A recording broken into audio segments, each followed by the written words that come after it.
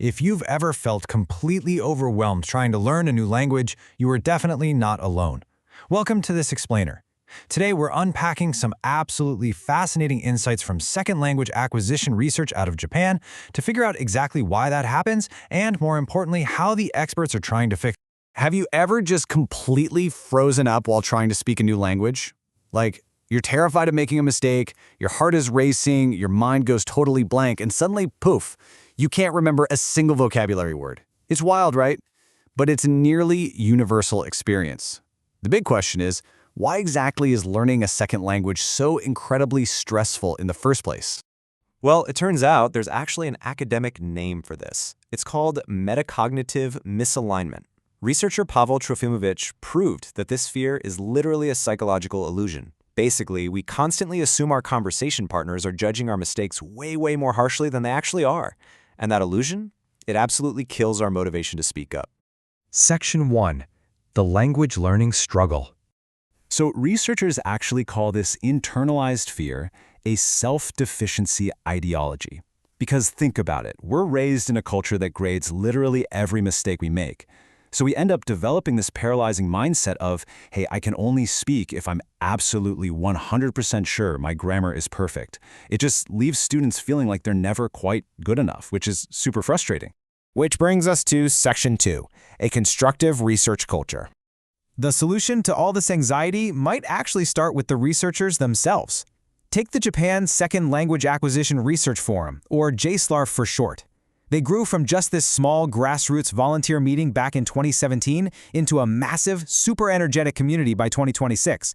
We're talking over 120 participants, student poster sessions, and these amazing academic debates that spilled way past lunch. And what's really cool is that J-SLARF actively rejects that toxic academic culture. You know, the one tearing people down just to assert dominance. Instead, they prioritize an environment where rigorous criticism is totally welcome, but it's delivered purely as constructive feedback. The whole goal is to move the research forward, not to embarrass the person presenting it. For example, let's look at the story of a master's student affectionately known as Gabe-kun. At a recent poster session, veteran researchers Dr. Saito and Dr. Shintani were seen giving him this really intense doctoral-level feedback on his master's thesis research design. They were pushing him incredibly hard on his task setup and methodology. But, and this is the key, they did it to elevate his work to an international academic journal standard. They were pushing him to succeed rather than just shutting him down. This kind of supportive environment even empowers people to challenge unquestioned dogma. For instance, there's been this long-held rule that you need to know 95 to 98% of the words in an English text just to understand it. That is a massive amount of words. But researcher Stuart Webb used this safe platform to urge scholars to actually critically analyze that assumption, rather than just blindly accepting it as gospel. Section 3, redesigning the classroom. So how do we bring this collaborative vibe into the classroom? Well, Professor Yuichi Suzuki suggests a pretty surprising starting point: marshmallows. He points out that team building games, like trying to build the absolute tallest tower out of spaghetti and marshmallows, aren't just a fun way to kill time on a Friday. They're actually foundational. Before you ask students to take the terrifying risk of speaking a new language out loud, you have to first build psychological trust. Once that trust is established, teachers can lean into a practical framework known as Paul Nation's 4 strands. The idea is to balance class time between understanding meaning-focused input, practicing meaning-focused output, studying the actual form of the language, and doing fluency-focused activities. By hitting all 4, language skills start to become automatic rather than just theoretical rules stuck in your head. Teachers can also basically flip traditional methods upside down. Instead of teaching grammar first, a method known as PPP, which honestly often triggers that exact fear of inaccuracy we talked about earlier, they can use task-based language teaching, or TBLT. In this setup, students focus entirely on getting a meaningful message across first, like solving a puzzle together. They only analyze the grammar afterward, which massively reduces performance anxiety. It's a real game changer. Section 4. AI and Meaningful Feedback. Now, you might be wondering, how do you actually give this kind of personalized, psychologically safe feedback when a single teacher has a room full of 30 students? Well, this is where technology steps in. Shungo Suzuki's AI dialogue system, Intella, tackles this in 3 seamless steps. First, it diagnoses a learner's specific weakness. Next, it offers tailored feedback by perfectly paraphrasing what the student was trying to say. And finally, it guides them right into remedial learning.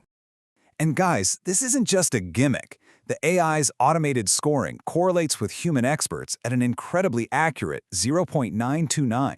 That is huge.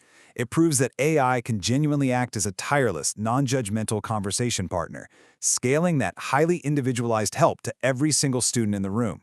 What's fascinating is that this high-tech approach perfectly mirrors human studies by researcher Wataru Suzuki. He found that when students receive direct written feedback on their drafts, are given dedicated reflection time to process it, and actually write out self-explanations for their errors, a process called written languaging, they retain about 70% of those corrections long-term. Basically, that positive emotional processing literally locks in the learning.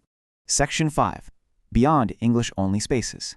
Finally, we have to talk about the physical classroom environment itself. Research by Miki Shibata reveals a really fascinating yet kind of troubling dynamic in universities.